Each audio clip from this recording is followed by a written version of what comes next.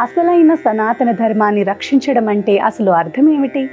ఎలాగైతే కాపరి పశువులను రక్షిస్తాడో అలా రక్షించడమా?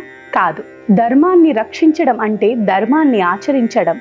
ధర్మాన్ని తాను ఆచరించడం, ఇంకొకరి చేత ఆచరింపజేయటం వల్ల ధర్మం రక్షించబడుతుంది.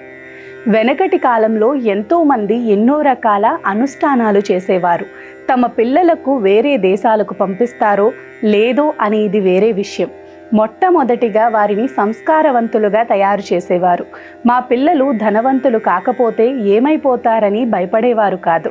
అయ్యో, మా పిల్లలు సంస్కారహీనులైతే ఏమైపోతారు అని ఆలోచించేవారు. ఆ సంస్కారమే వారికి అన్ని రకాల శ్రేయస్సులను అందజేస్తుంది.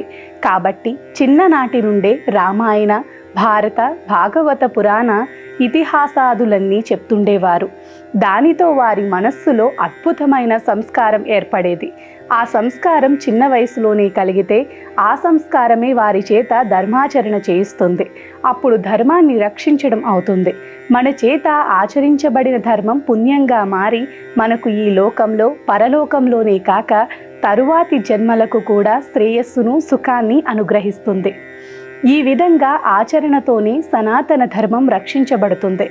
అదే ధర్మో రక్షితి రక్షితః.